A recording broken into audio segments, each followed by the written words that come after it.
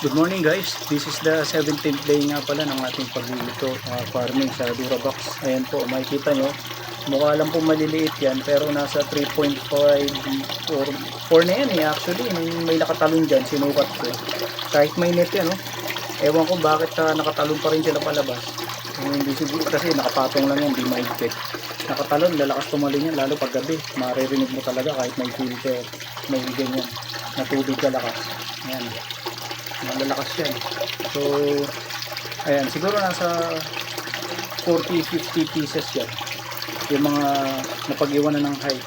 Pero may iba dyan parang malalaki na rin, hindi ko na lang kayang damputin kasi ang lalakas, ang bibilis kumilos Tapos dito sa kabilang box yung mga 5 to 7 inches na yung iba, siguro tatlo magsa 7 inches na. Ang tataba, kanina nagakot ako nakita ko ang lalaki ng tiyan yung pero parang ayaw nilang kainin yung yung chicken meat.